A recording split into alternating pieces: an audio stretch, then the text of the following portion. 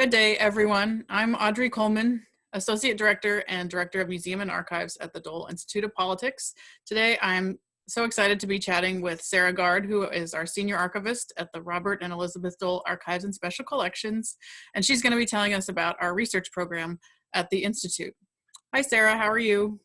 I'm good. How are you? I'm doing well. So Good. start out by telling us a little bit about the research program at the Institute. What kind of collections do we have? Whose lives and careers do they cover, and how big are they?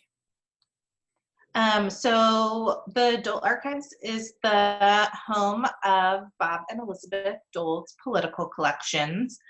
So for Bob Dole, that kind of encompasses papers from his early life and World War II service, his time in the U.S. House of Representatives as a U.S. Senator, the different leadership positions he held in the Senate, and all of his various campaigns, and then materials that document his post-political activities up through the present day. And so this encompasses several thousand boxes of paper, 25,000 photographs, over 7,000 objects, and then also we've got AV items and oral history collections. And so most everything up through Senator Dole's 1996 presidential campaign is available and open to the public. For Senator Elizabeth Dole, we have her papers that represent most of her prominent positions. So working in the Office of Consumer Affairs in the Nixon administration, being a federal trade commissioner. I'm going to skip some of them because she held a lot of amazing positions, but being Secretary of Transportation, Secretary of Labor, President of the American Red Cross, and then also her presidential campaign in 2000 and some papers from when she served as a U.S. Senator for North Carolina. So this is a smaller collection, but still just as remarkable. So it's about several hundred boxes of paper, also includes photographs and objects. And so right now we've only cataloged and prepared the Department of Transportation papers for public use. We also accept papers from former staff members and members of the public that have significant Dole memorabilia that maybe we don't already have.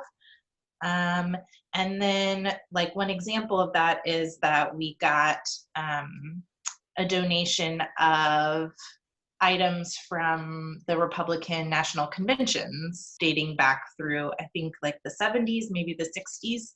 And so while it's not specifically Dole related, it does provide us a useful window into the Republican Party politics while Dole was in service. So that's sort of a really quick overview of what we've got.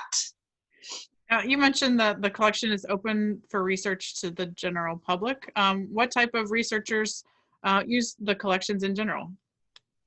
So our papers are open for anyone to use for any purpose. You don't have to get special permission, but we do ask that you make an appointment first. It helps us to help you better. But we've had middle school students use the collection, high school students, college students, a lot from KU, obviously. And then we've got some more of what you would call grown-up researchers, like professional authors, independent scholars, professors, that sort of thing. A lot of those people are in history and political science disciplines, as you would imagine. So for KU classes, we've had a lot of people do research on like food and nutrition projects and campaigns. And most recently, we've had a student do work in Elizabeth Dole's transportation papers. Are most researchers local, or they travel and visit, or do they do remote access, or how does that, how do the demographics break down in terms of users geographically? So we do help a lot of people over the phone and email. So we'll do scanning for them in that way. It doesn't allow us to be very targeted because sometimes doing archival research is very time consuming, but we do have the resources to scan a folder for them and email it. But we do have a lot of people that come in person to use our collections, and they come from all over the country and even internationally. The way that, members of Congress come from all over the country, so do their papers kind of travel, not necessarily back home, but they also travel around the country. And so, studying Congress oftentimes takes a good bit of travel to do that. So if you're a researcher traveling around studying Congress to all these places, you will be spending money to get there and while you're in residence. So does the Dole Archives have any support for people who aren't local to Lawrence or the area? We do. We are lucky, very lucky, to be able to provide some funding for researchers. We offer two kinds of grants. The first one is a travel grant, and this is just to reimburse somebody for expenses that they've incurred traveling to do research at our archive. And usually we'll reimburse expenses up to $750. And we award several of these throughout the year. And then the other grant that we offer is our research fellowship. And this is a larger award. It's $2,500, and it's just a flat award. So in that way, we are supporting somebody to travel to use our collections, but then also just supporting their project as a whole. And so we award one of these each year. And very generously, our Friends of the Dole Institute program supports both of these grant programs. So this is, these projects that people come to study, these are largely new areas of study that haven't been very well understood. And so we're really breaking new ground. Is there some topics that are of interest to you or that you think have been especially engaging that you think people would like to hear about? Yes. So each one, the point of both programs is to support projects that study Congress, politics, or policy issues, and then ones that our collections could contribute in a significant way towards. So I was looking through our past projects, and a lot of our fellowships seem to be focused on nutrition and hunger related projects, which makes sense based on Senator Bob Dole's career advocacy in this area. So our 2018 fellow, Dr. Tracy Roof, who's from the University of Richmond in Virginia, her topic is for a book, and it was about a political history of the food stamp program. So looking at the different changing goals of this program and different political forces that have shaped it over the last, I think, 50 years she was looking at. And these projects are kind of breaking new ground in some way. I think the way collections open and become available for research, there's new research being done in a more recent time period, in the last 40, 50 years. But I do have one cool story that I wanted to share, which is about another one of our fellows, Dr. Doug Harris from Loyola University, Maryland. He visited us a few years ago, and he was studying how leadership is selected in both the House and the Senate. And I think he described the 1984 race for the Senate leader as like his white whale when we were talking to him about it, that he just had always wanted to study it, and it had kind of eluded him. And so he had spent several days with us looking through Bob Dole's like Republican leadership papers, and what he really wanted to find were like vote counts from when the Republican Party was trying to select, their new leader.